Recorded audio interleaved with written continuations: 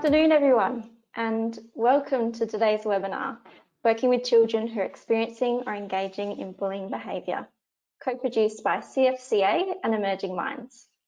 We've received a wonderful response to this webinar, so it's great to have you all with us today.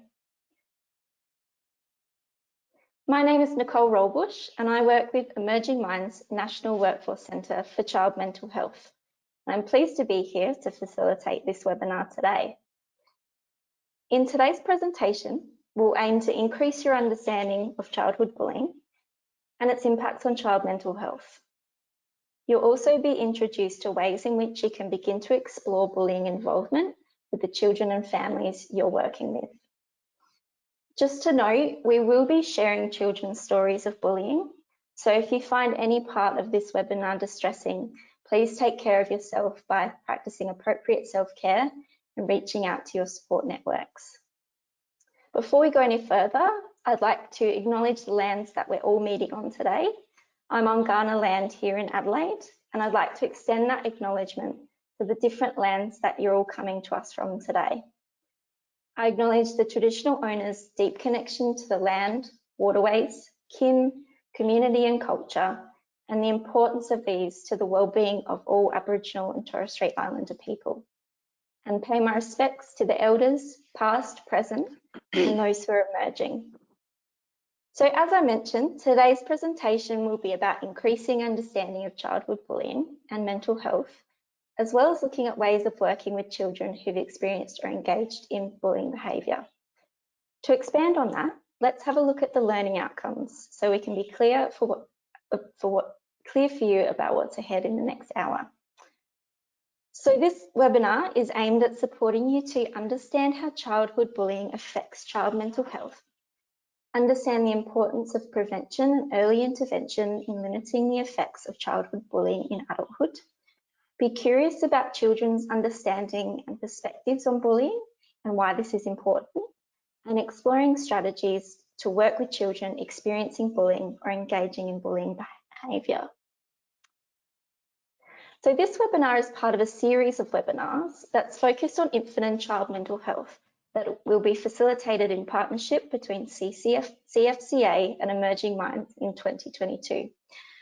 So we've got some upcoming webinars, which include supporting infant and toddler mental health and wellbeing, engaging children, and engaging fathers to support children's mental health and wellbeing.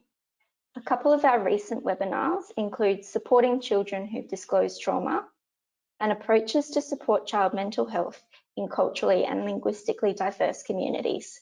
So if you did miss those ones, they are available to access via the Emerging Minds and the AIFS websites. This webinar is also part of a suite of resources on childhood bullying, and these are just some of the resources that have been released in recent weeks and some that are being released soon. So these are all available on the Emerging Minds website. Got some practice papers, a new e-learning and a two-part podcast upcoming as well. And they can also be found in the related resources document that you can access in your handout section for this webinar today. It is now my pleasure to introduce today's presenters. Dr. Leslie Ann I, who is a senior lecturer and researcher at the University of South Australia. And we have Julie Clifton, who is a social inclusion worker at Hallett Cove R12 School and also works with the Bully Zero Australia Foundation, and Vanya, who's our child and family partner. So to introduce each of you to our audience, I wanted to ask you a question about why it was important for you to be part of this webinar today. So Leslie, I'll start with you. Why was it important for you to be here today? Thank you, Nicole, for inviting me and having me. I think as a researcher, it's important to be able to share my knowledge and help to educate professionals to understand what bullying is, so that they can respond in an educative and supportive manner. Great, thanks Leslie. And Julie, why was it important for you to be part of this today? Oh, I think we've just lost your microphone, Julie. Oh, good. Sorry. I guess from a frontline perspective, I've noticed a definite gap in knowledge and experience with teachers and practitioners around how to deal with bullying when young people come into their world. And so I just hope today the research and experience of the panel will help the viewers moving forward in that space. Thank you.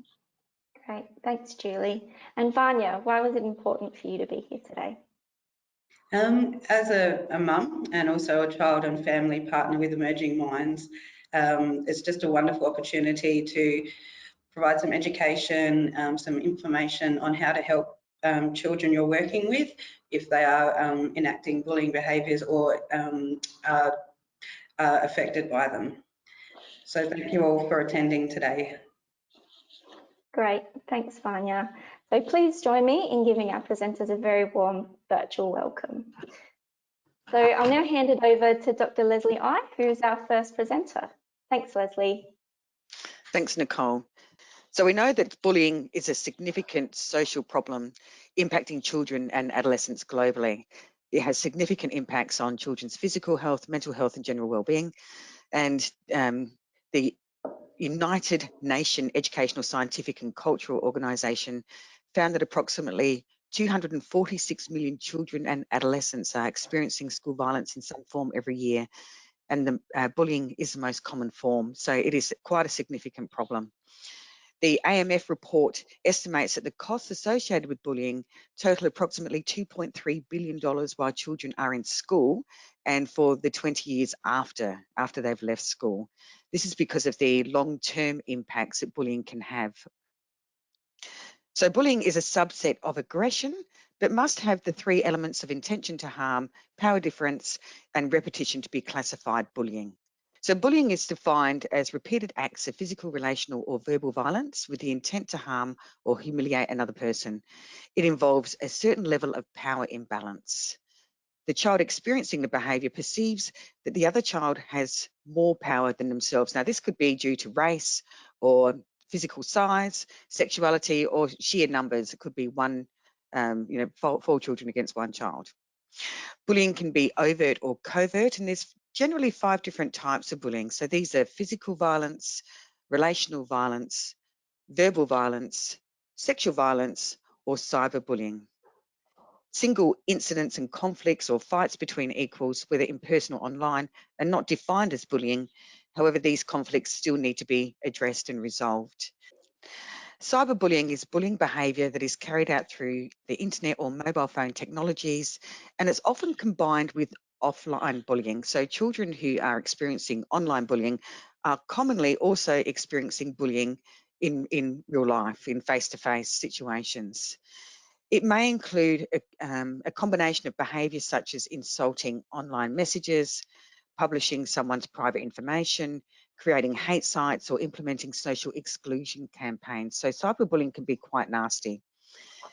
Cyberbullying can include relational, verbal, or sexual bullying, and the severity of cyberbullying is related to the nature of the online environment, in that one attack or one shared image or one hate site can go viral, which highlights the potential of repetition, which can have long-term effects on those involved, including bystanders.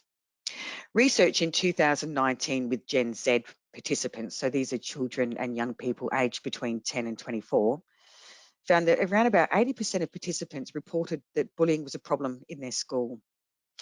3 in 5 children and young people experienced bullying and were impacted by it. And 1 in 5 had engaged in bullying behaviour. Of those that experience bullying, 1 in 5 experienced bullying on a weekly basis, and 1 in 12 experienced it daily. The most common forms of bullying were verbal, followed by cyberbullying and then physical bullying.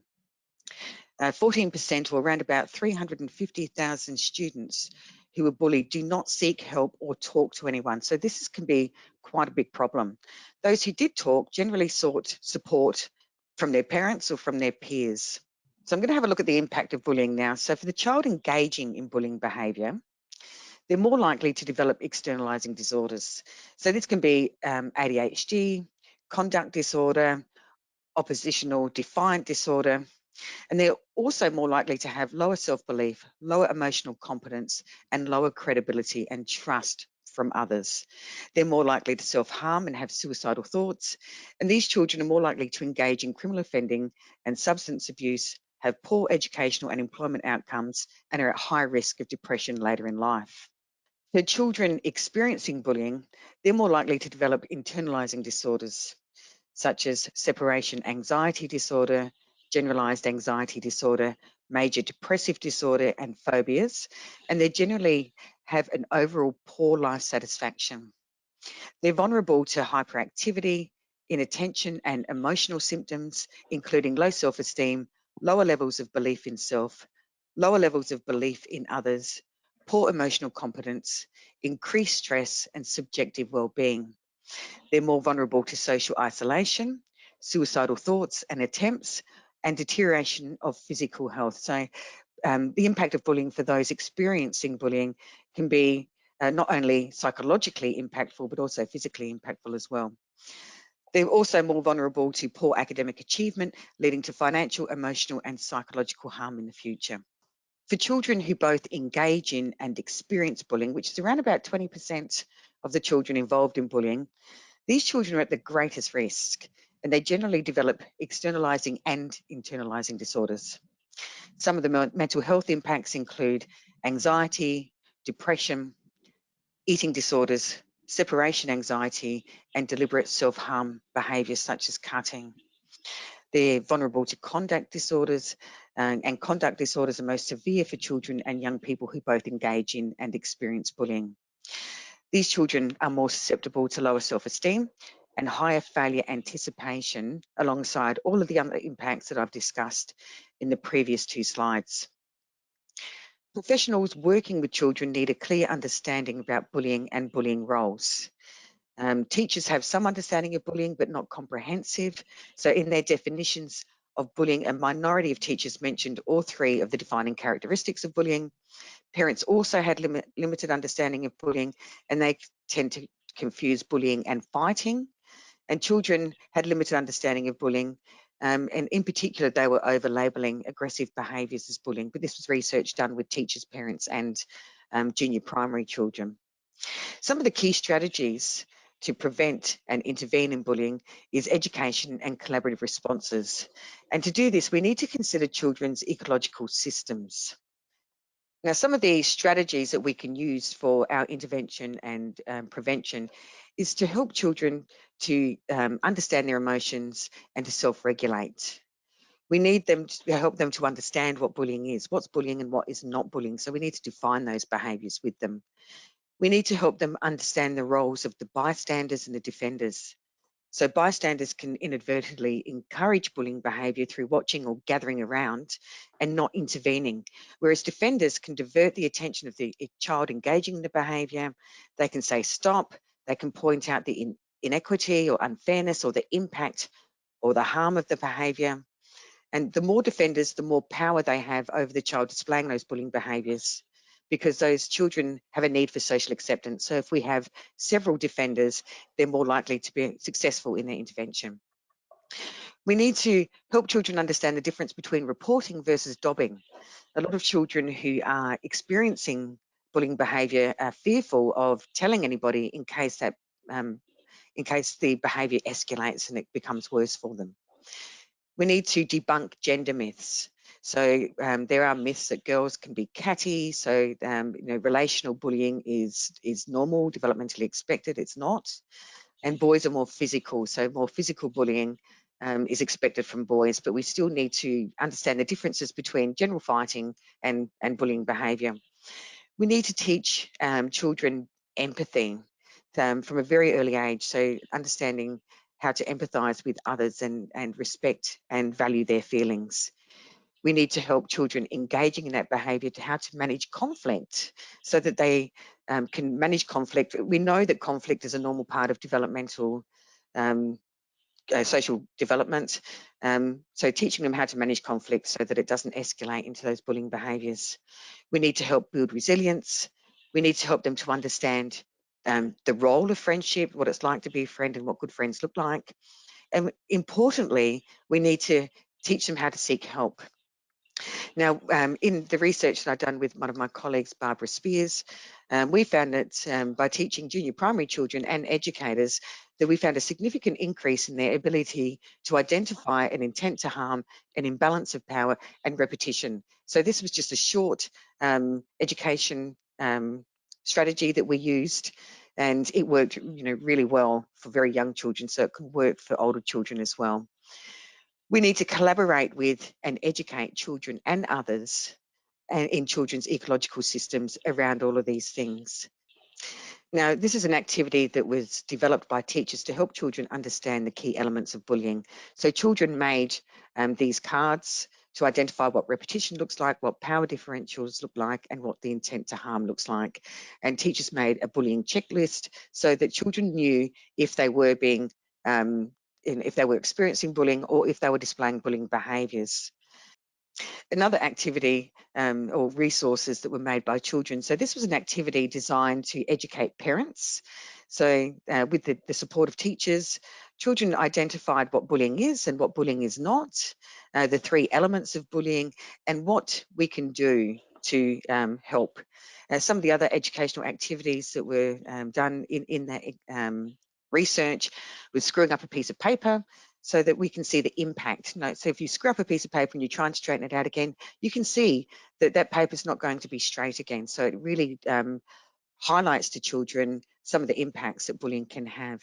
Another activity we did was dropping an apple. So over several days, just dropping an apple over and over again, and then on about the 4th or 5th day, cutting that apple open and seeing all the bruising that lays underneath that skin. So we can see that even if we don't understand or see that these behaviours may be impacting others, it is impacting others, and they're not always visible. So that's all I have to say for today. So thank you for listening, and I'll hand over to Julie. Thank you. Thanks, Leslie. I think you've really highlighted what a significant issue bullying is for Australian children. And I really liked those examples at the end of the work that you shared that kids had done, as well as supporting, I suppose, parents' understanding of bullying as well. So thank you. I'll now hand over to Julie. Thanks, Julie. Thanks very much. Thank you, everyone. So I'm going to focus on how might children and adults view and define bullying differently. So I guess it depends on, from a child's perspective, the different meanings. So some things which adults view as minor, children can view as major, and we have to think about, with the child focused and the child lens. Some children believe that those that they think are their friends aren't necessarily going to bully, but their parents definitely know that their children have been bullied.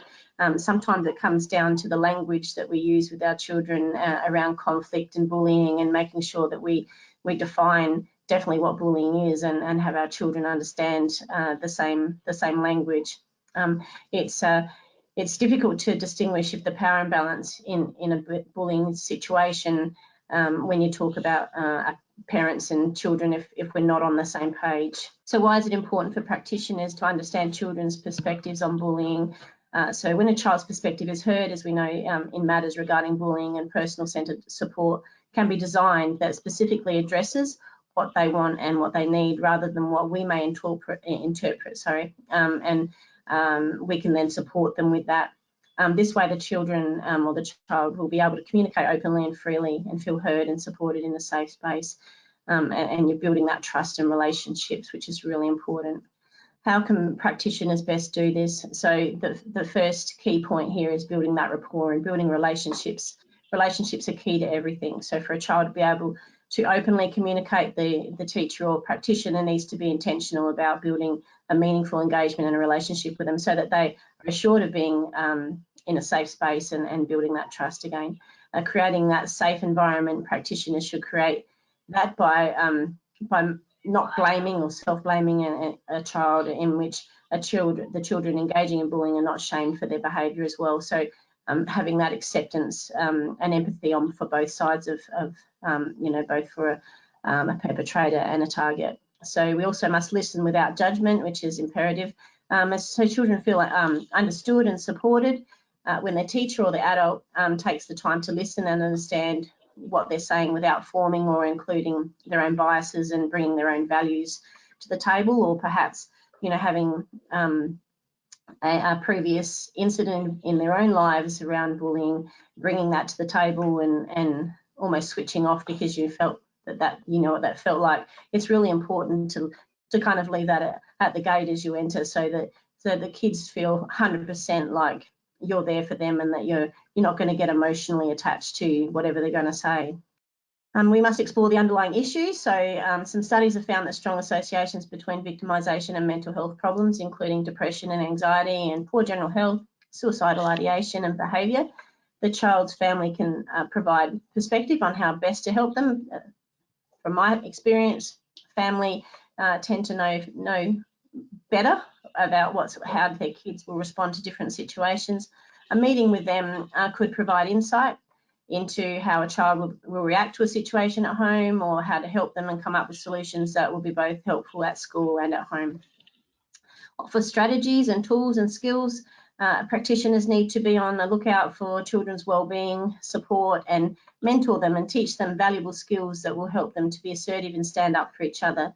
A lot of that comes with kindness and empathy, and you know, my theory is you can never be too kind. So it's really important for the kids to experience that and role play if you need to. Further support is reassuring the child that they did the right thing by talking and bringing up issues, explaining to them that they're not to blame. It's really important not to blame a child, and you know, sometimes we have parents say to the children, oh, you know, Johnny deserved it. Not necessarily. So, you know, if we understand how everybody's feeling, assure the child that their feelings are validated, and make sure they walk away feeling heard, and that they're not dealing with the situation alone, and that they've got you in their corner. Asking questions is very vital as well. So the only way a practitioner can gain information from a child is by asking relevant questions in a way that will make them feel comfortable enough to share their experiences. So I use a strategy of what, how, and gain their trust and get children to be able to trust that you acknowledge and you'll act on the information shared, and not dismiss their concerns and act like it didn't happen. There's also really important that we do ongoing check-ins with the children, particularly in a school environment. It's important that we get their feedback and find out about, you know, how the child is now engaging, you know, if there is bullying behaviour, and how they understand the child experiencing the behaviour feels and the consequences of the bullying. So most schools have an anti-bullying policy. Very few have an action plan on how they will manage that. So it's really important from a teacher's perspective, if you have the potential to be able to have influence in that space, it's definitely valid to make sure we have the an action plan on how to manage bullying.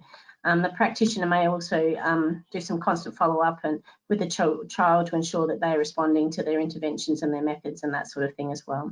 So why is it important that practitioners are mindful of their own attitudes to bullying? And I mentioned that just a little bit before. So a practitioner's attitude towards bullying will determine how they view the actual incident that's happened. So whether they consider it to be problematic or their ability to support a target of the bullying is really important. So if we come in with our own values and previous incidents, and we deal with it how perhaps somebody told us to deal with it, rather than what the new practice is on managing bullying, we can come in with a clouded head. So it's important that we remain objective and put aside those perceptions and preferences to avoid projecting the same onto the children that we work with. How can practitioners be mindful of their own attitudes and how these may impact their practice? So practitioners can practice some self-reflection in order to recognise their attitudes and possible biases towards bullying. And I would also extend that out to you know, self-care as well. It's really important that if you have had a history of being bullied, that you actually practice some self-care and come up with some ideas on how you're going to manage that in a situation where, because in schools bullying happens every day. So the aim would be to be non-judgmental and to develop a trust within themselves and their feelings, to realise that when their personal differences and history around the subject of bullying are affecting the execution of their role as practitioners. how could labelling children as a bully or a victim impact on the mental health? And we're trying to move away from that language. The term bully can be described as a behaviour that can't be changed. And while the term victim is a label on an individual that is disempowering and it may leave the person feeling really helpless, a label that sticks can lead parents and teachers and peers to treat a child differently, and there might be that label can stay with them all the way through their schooling time. So which may affect, of course, the psyche of the child in their own personal world as well as in their school life. So the child may internalise the label as part of an identity and in turn increase their likelihood of behaving in a manner that identifies with the label in the future, making change more difficult. The social stigma associated with the labels of bully and victim give more negative impacts of psychosocial functioning and children than those who have not been labelled, especially for those who perceive themselves as a victim. I've had some children in the past say, I'm a bully and that's all I'll ever be. So they've latched on to that label and I don't need friends because I'm a bully. So it's important that we try and move away from that language. How might practitioners support a movement away from these labels to support a child's mental health? So practitioners may adopt a strength-based approach that focuses on the child's unique qualities and teaches the child to acknowledge and adopt these qualities in an effort to further develop them. And if we change the narrative around the child, we'll encourage we'll encourage change within them. And cognitive restructuring may also help, that we may remind them that experiencing bullying is not their fault and it's not about them, but it's about the other person who may have some stuff going on in their own world and not doing so well with their own mental health. Thank you. That was quick. Thank you very much for listening. And I move on to our next presenter. Thank you. Great. Thank you, Julie. Thanks. I think you raised some important practice considerations. I really liked that change the narrative to encourage change in them. It's really important. I think our language is very powerful. So now hand over to Vanya. Thank you, Vanya. Thank you, Nicole. Excuse me. So I'm speaking as a parent of children who have experienced bullying. So from that, I've noticed some of these impacts on their mental health over time. Troubles with sleep, I've got loss or increase in appetite, troubles with self-regulation, increased meltdowns, poor physical health because of the constant fight, flight, freeze, so an overabundance of adrenaline, which is affecting them physically. There's school avoidance due to fear that they may get bullied again, low self-esteem and confidence, feelings of rejection, isolation and powerlessness. They feel hopeless, they can't change anything. They've got a lack of trust in people. They may be withdrawn, poor performance and concentration, unfortunately self-harming behaviours, acting out with aggression and the showing of antisocial behaviours. And when I think of the mental health impacts, I like to think of it in this biopsychosocial model, where it's not just the physical, not just the psychological, it's all combined into one. And the effects it has can be devastating, short-term and long-term. So early intervention and prevention, I've said here that teachers have so many children to support, but we can't rely on them, on teachers alone. So not just for in the school, but practitioners outside as well. Encourage the parents and families to, build rapport with the school staff and the wellbeing team. I found that incredibly helpful to build up that relationship with the school support, and through them we came up with a plan, and it was really, really helpful.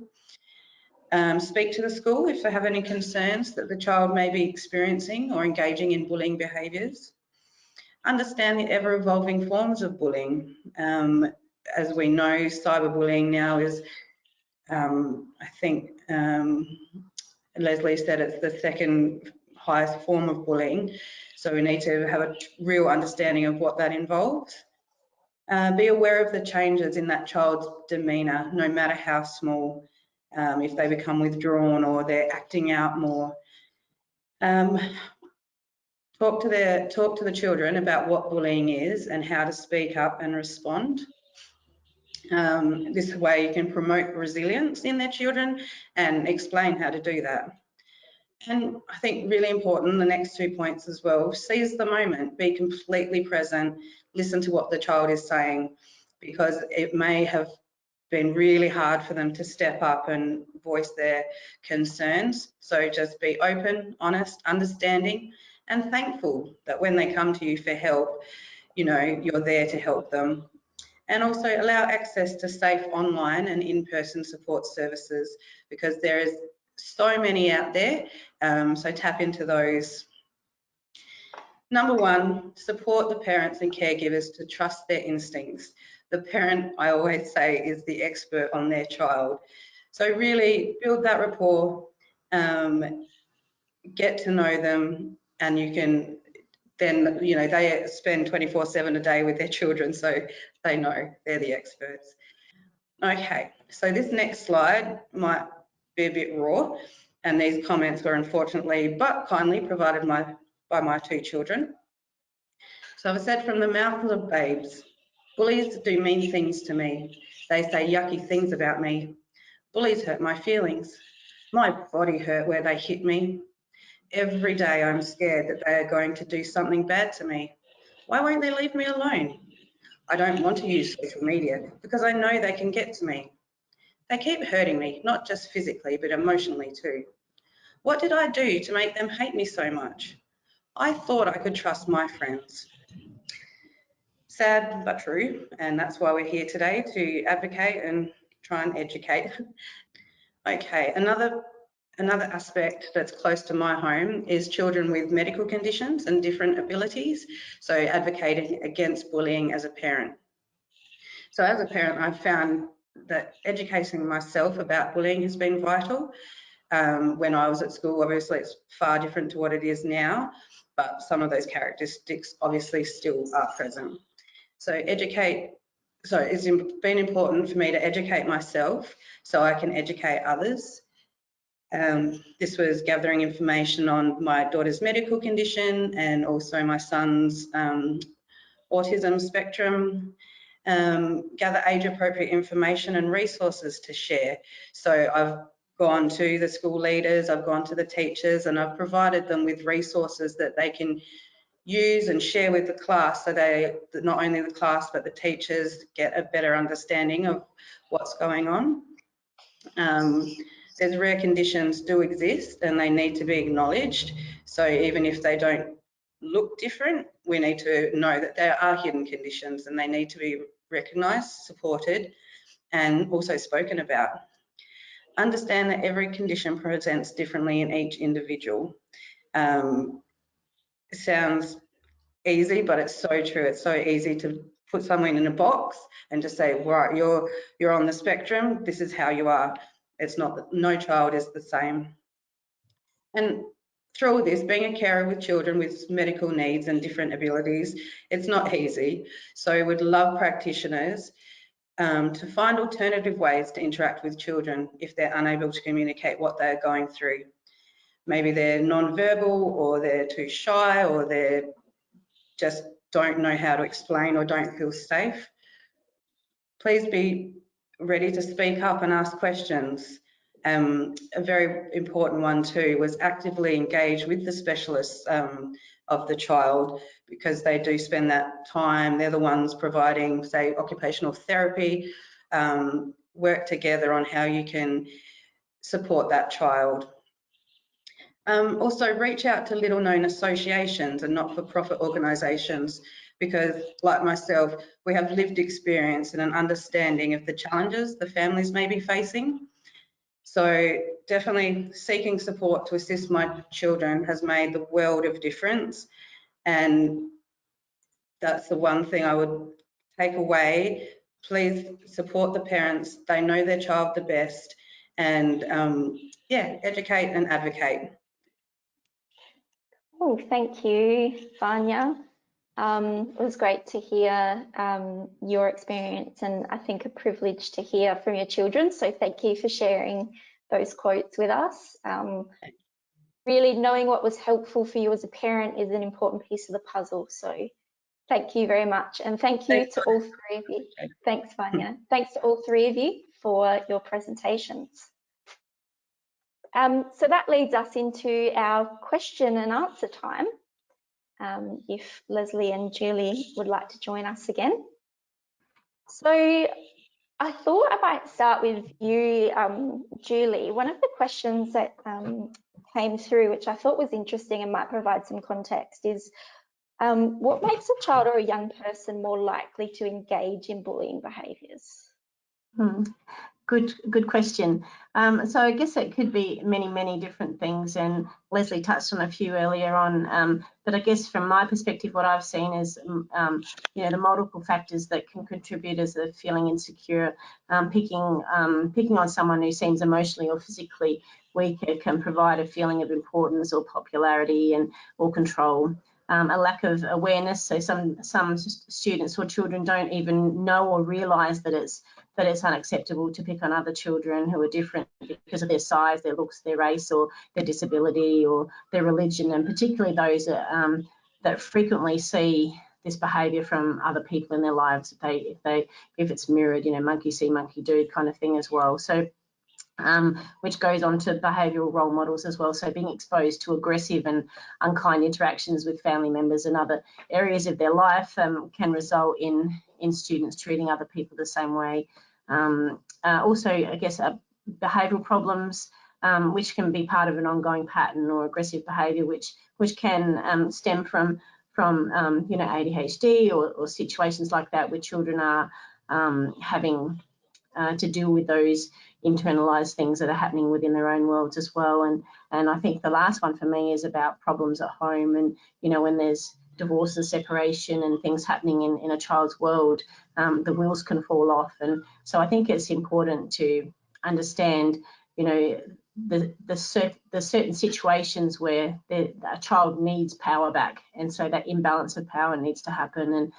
And I know Leslie touched on that earlier about the imbalance of power, and I think it's understanding that that's where a child is in their world, and you know, just because they are a bully doesn't mean that they are necessarily unfixable, and that we can support them in changing things. It doesn't mean they're like that forever. So that's a good question. Thank you. Yeah, thanks, Julie. I think yeah, exploring that context is really important, isn't it, for practice? It kind of gives some clues as to why something might be happening for a child. Yeah, thank you.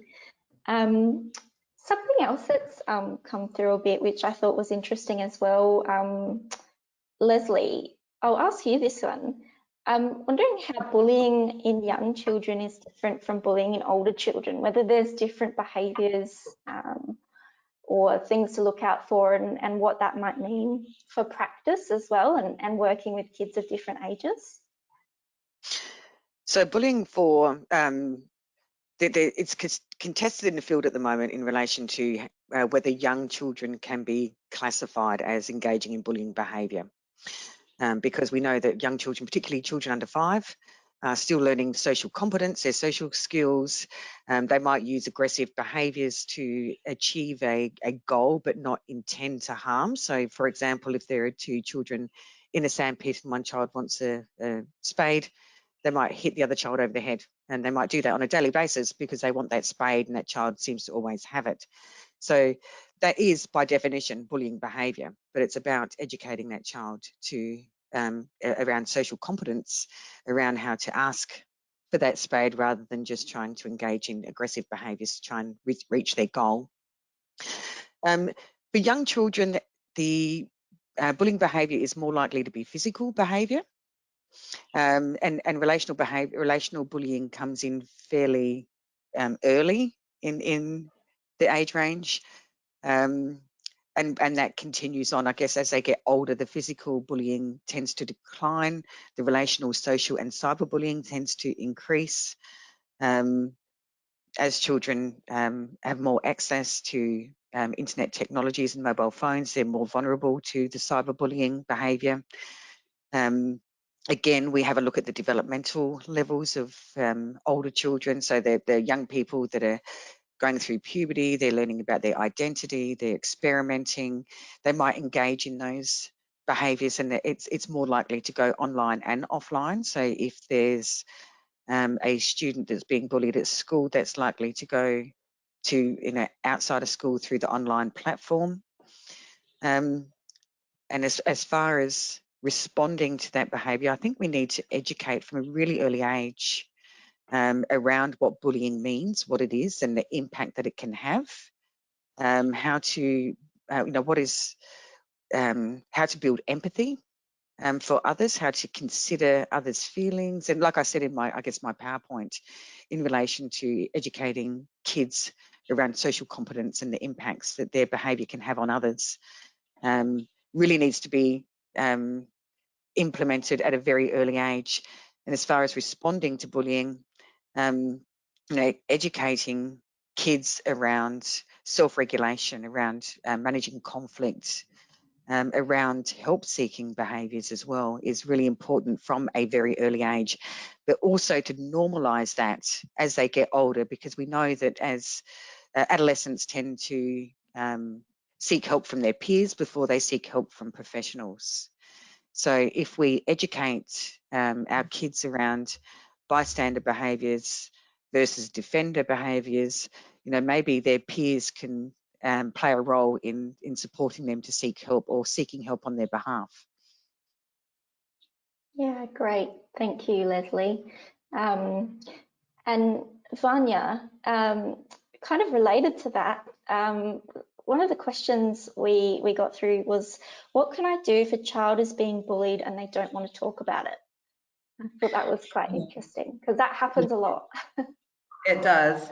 I must admit it happened with my two. It took them probably a year, which is awful, but it took them a year to build up the courage to actually tell me, and whether that's because they didn't know how.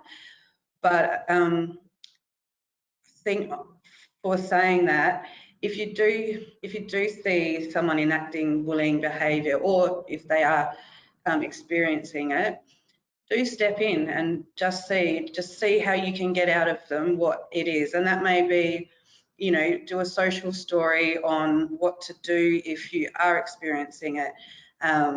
If the same with if they are enacting bullying behaviours, educate them, train them, teach them, provide like support, for those experiencing bullying. Just enforce gently the fact that they have the right to feel safe, and to do so they can come to a safe person or safe people, a safe place. And I think one saying that I heard for those engaging in bullying behaviours was help those that least deserve it, because they're the ones that need it the most. And that just struck a chord with me, because there's clearly something going on behind the scenes.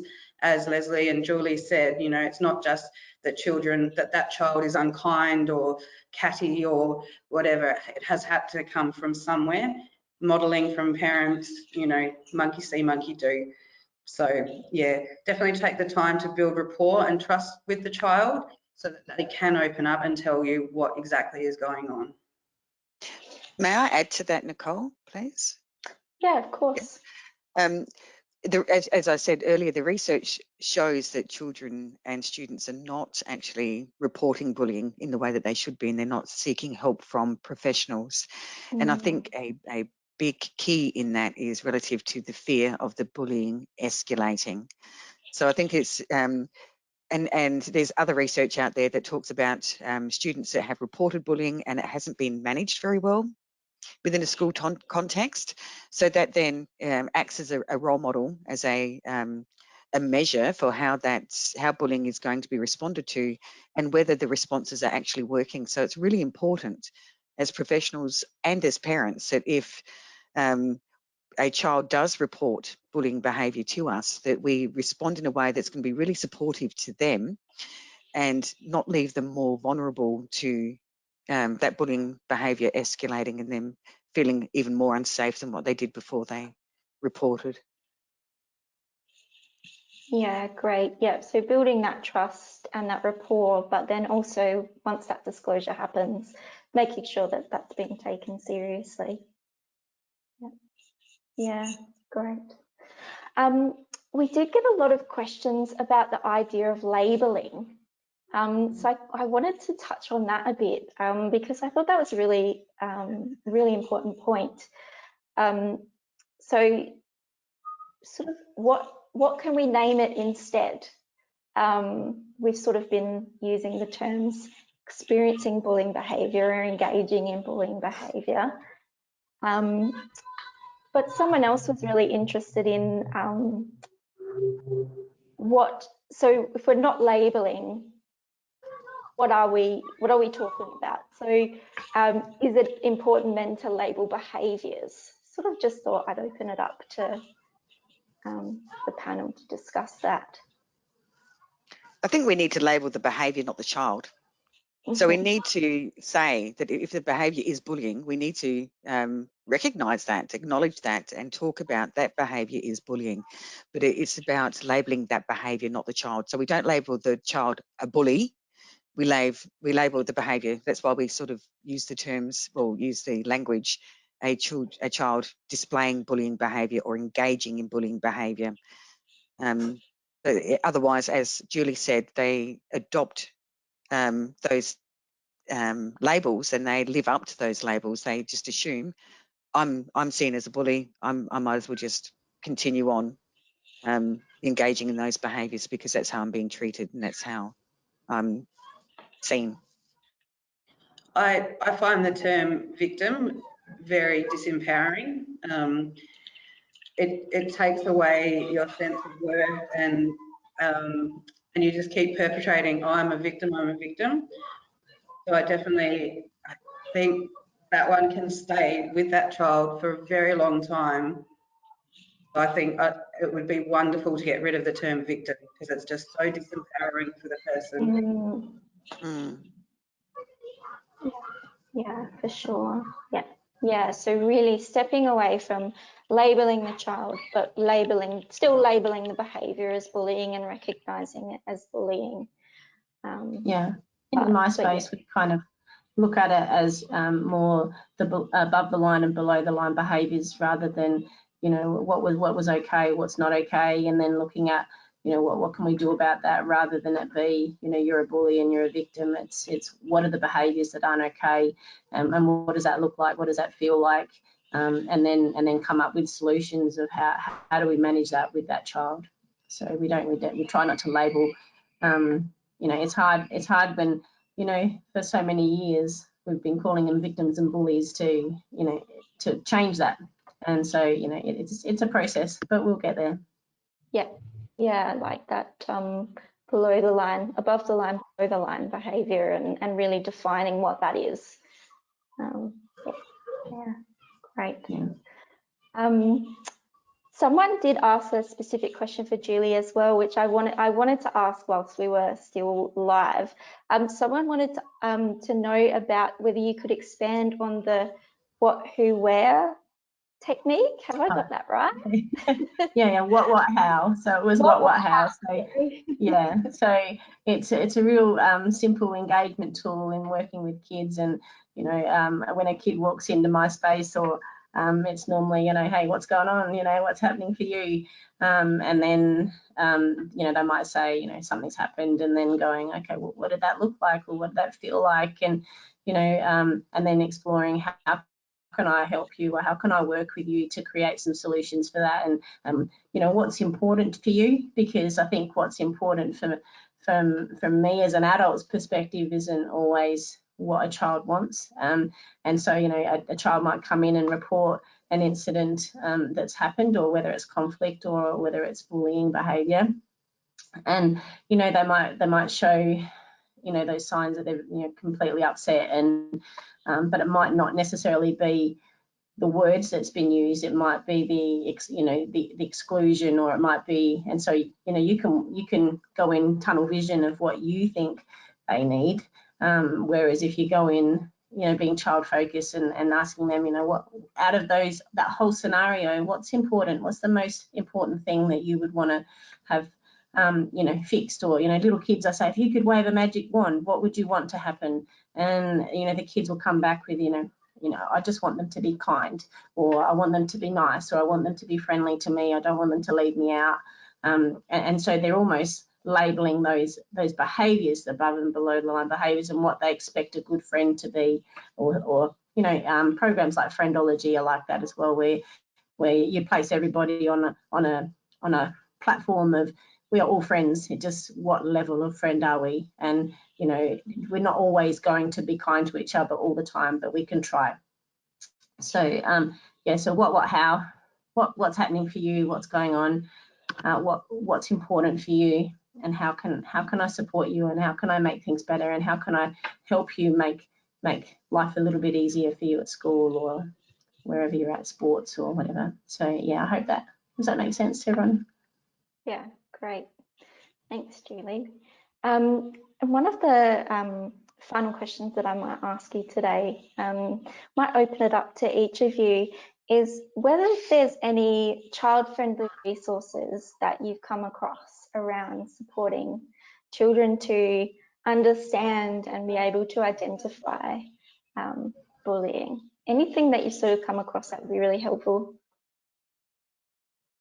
for the audience? I have a really interesting video that I like, particularly with the older kids, and there's lots of great videos out there around, you know, what you know, demonstrating bullying and the effects of bullying, and the emotional attachment that happens in the long-term effects. And Leslie used the paper one before, which is one we use in school as well. But there's another one, a video about McDonald's or a hamburger shop or something, and the guy smashes the hamburger, and nobody does anything about it. And yet in the actual, you have actors in the restaurant part, and they're actually playing out a bullying scenario of a kid being picked on, and nobody's doing anything about that, but everyone's returning their smashed hamburger and wanting to complain about it. And it's a really interesting dynamic where they turn and say, well, if you saw a child being bullied and being picked on, how come you did nothing? But the burger that was picked on before you got it, you did nothing about. So, you know, that's a really good way to introduce, you know, how things can then be damaged, because, you know, the burger's broken for a long time now, unless you eat it. So yeah, there's some really good videos out there. Yeah, there's you know, there's lots of different programs that schools utilize. You know, we use Big Talks, Little People, I think it's called, and we use Friendology. There's lots of resources for teachers on Teachers Pay Teachers. There's lots of stuff from America. America do a lot of really good graphics and really good, you know, child-friendly little things as well. So there's lots of programs out there to work with kids around what does bullying look like, what does it feel like, and all that sort of stuff. So yeah, from my perspective, that's the stuff that I use.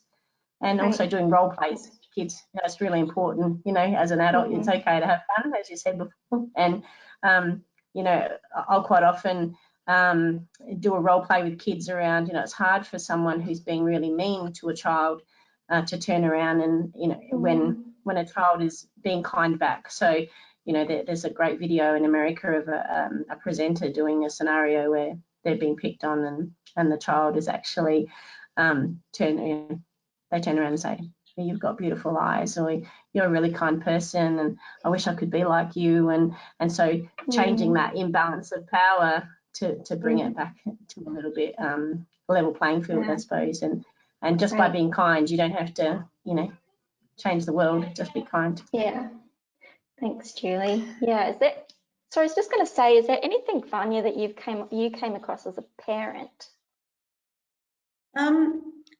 Not on bullying per se, so no, I can't help with that. No, that's okay. I would prefer, as like Julie has said, it would be wonderful to teachers to have those resources as well, available. So, you know, stock up on those resources, find as much as you can.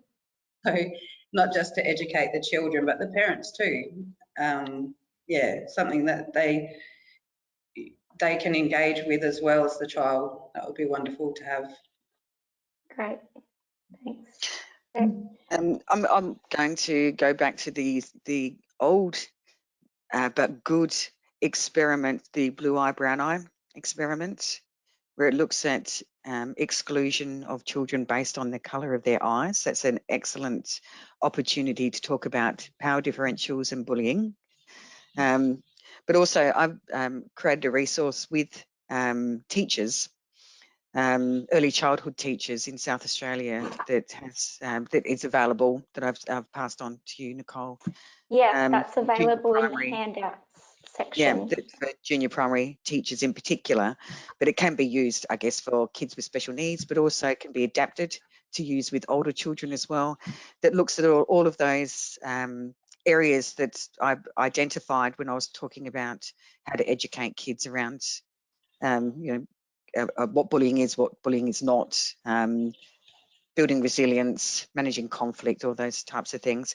And when I highly recommend, because of the lack of understanding with parents as well, is whatever resources that you use and create with children and students, try to get them to share that with their parents, so that we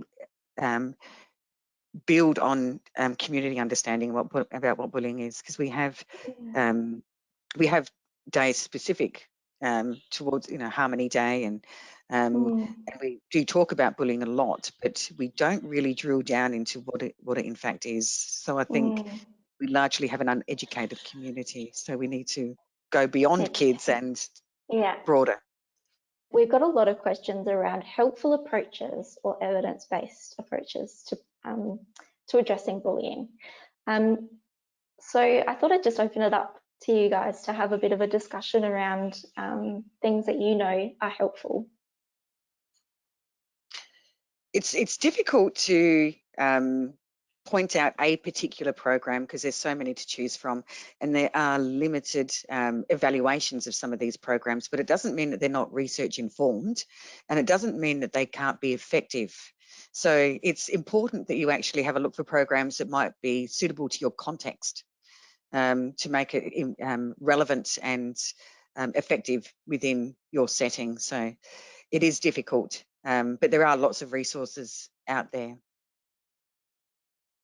I've found as a parent, using my son's occupational therapist, she's been working a lot on, you know, what emotions look like, what emotions are depicted in faces, how to recognise sarcasm. I think that's a very important tool to work with their therapists, as I said in my slides, and teach those children, because it's part of their therapy anyway. Just that's a great way for them to start building an idea of, hang on, they're taking the mickey out of me, rather than, you know, just taking it blindly and thinking it's okay. So I think work with the OTs or whichever therapist. Yeah, great. Thanks, Vanya. I would say, from my perspective, in a school environment, restorative practice is really important for schools to train their staff around how to manage conflict and, you know, be good at it. So that would be my feedback. Yeah, and I think you need the consistency, Julie, as well. Like whatever program you are implementing, you need to make sure that your staff are trained in that, and that it gets implemented in the same way, so that it's effective. Yeah, definitely. Yeah, great. Thank you. And a few people asked about building resilience in children. So we do hear that a lot, building resilience. They wanted some specific guidance on how you can build resilience in children, I suppose particularly around bullying experiences. Might throw that one to you, Julie. Yeah, sorry, I've still got a tickle in my throat. I'm going to say that, like, what I use particularly is using those strength-based models and working with kids around, you know, the circle of control and and how they can actually, you know, the things they can control and the things they can't control, and getting kids to understand that my voice is going to go. I might just pause for a second if that's okay. Sure. I might jump in while Julie's paused. I think building resilience comes from a strengths-based perspective, where you help children identify their strengths. Also building their social networks. So if they've got some peer support, parental support, family support, school support, that helps them with their resilience. Yeah. Yes, sure. Sorry guys, still getting on from my tonsillitis. So I think you know, when I definitely work with the kids, it's around getting them to understand the things. You know, people will always be mean and people always say nasty things, and we can't control that. And getting them to, you know, to reflect on, you know, what are adult problems and what are kid problems, and how can they differentiate between the two, and then work with them on, you know, you don't necessarily have to have the right words to come back at somebody who's being mean to you, but you know, if you can understand in your own mind that, you know, and I think, you know, for as long as I was a police officer and things like that, that was the trick, is getting people to know that you can't change other people, but the way you respond to that is that, you know, respond versus react situation. And if you respond in a respectful manner and in a kind manner, kindness breeds kindness, as we know, and kindness creates all sorts of, you know, wonderful things for our health and well-being. And if we can actually focus on the kindness and teaching our kids to be kind and be a better person than they were yesterday, then I think that's the key to moving forward. And you know, we're all different. We all come from diverse and very different backgrounds. And if we're respectful of that and we're kind, then, you know, it's hard to be mean to someone who's kind to you, because that makes you out to be almost like a monster, and nobody wants to be made a monster. So I think, you know, for me in our school, that's what I focus on, is that circle of control and getting kids to understand, you know, for me, that's where the magic is, when it comes from inside. And there's no magic wand that's going to make bullying go away. It's just about, you know, changing the way we process things, and what can we do better today than what we did yesterday. So I hope that helps. There's no one solution doesn't fit all, and you know, but kindness does. Kindness makes a big difference to everyone's lives.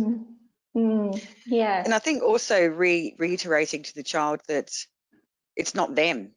There's nothing wrong with them. They haven't done anything wrong. I know Vanya was saying when she was talking about her children, how they said, you know, what have we done wrong? Helping them to understand it's not them. It's not something they've done wrong. It's not their problem why this is occurring or happening to them. That, you know, there's helping them to, I guess, understand that there might be other issues happening in the child's life who is exhibiting those behaviours towards them. Did you want to add anything to that, Vanya? How do you? Yeah, I might ask Vanya, sort of maybe how you responded to the sorts of things that your kids were saying, and how you did build them up. I think once they finally opened up, I just was open and honest and really listened to what they were trying to say. So through doing that and having that loving connection, them knowing that they could come to me about anything, that I feel helped them build the resilience to then go in the school situation and realise, actually, it's not me that's wrong, it's what they're doing to me is wrong. I haven't done it. So through that open communication with me, and also the school wellbeing leader and the OT, it was definitely a combined effort to reinforce that it's not them and it does need to change, and this is how it's going to change. So I found that really helpful. Yeah, so building that support team around the child. Yeah. Create the village. Create the village. Yeah. Great. Well, thank you all. It's been a pleasure having a chat with you. So thank you very much for joining us. And thank you to our audience again for watching. And we'll see you next time. Thank you, everyone. Thank you.